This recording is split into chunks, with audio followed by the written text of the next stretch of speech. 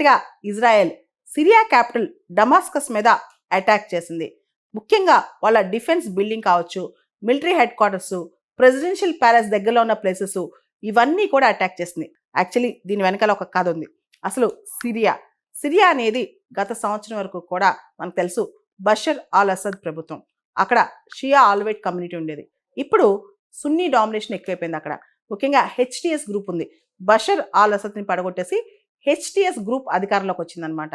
అయితే సిరియా అనేది చాలా గ్రూప్స్ ఉంటాయి అక్కడ, రకరకాల తెగలు, ఎత్నిక్ గ్రూప్స్ ఉంటాయి అన్నమాట. ముఖ్యంగా దానిలో డ్రూజ్ అని చెప్పి ఒక గ్రూప్ ఉంది, ఎత్నిక్ గ్రూప్. దాంతోపాటు బెడౌన్ అని చెప్పి ఒక ట్రైబల్ గ్రూప్ ఉందన్నమాట. ఇప్పుడు ఈ డ్రూజ్ గ్రూప్కి బెడౌన్కి మధ్య గొడవ అయిపోతుంది.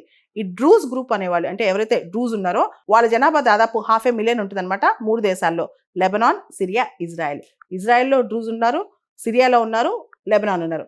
అసలు ఈ డ్రూజ్ అనేది ఒక అబ్రహామిక్ రిలీజన్ అనమాట. వాళ్ళు రీఇన్కార్నేషన్ అంటే పునర్జన్మ మరియు దేవుడు ఒక్కడే అని నమ్ముతారనమాట. ఇది ఒక అబ్రహామిక్ రిలీజన్ డ్రూజ్ అనేది. సిరియాలో ఉన్న ప్రస్తుతం హెచ్టిఎస్ ప్రభుత్వం బిడౌన్ ట్రైబ్కి సపోర్ట్ చేస్తుంది. ఈ డ్రూజ్కి ఇజ్రాయెల్ సపోర్ట్ ఉందన్నమాట. ఎందుకంటే డ్రూజ్ గ్రూప్ ఇజ్రాయెల్లో ఉంది, అదేవిధంగా సిరియాలో ఉంది, లెబనాన్లో ఉంది. దాంతో ఇజ్రాయెల్ సిరియా పైన అటాక్ చేసింది.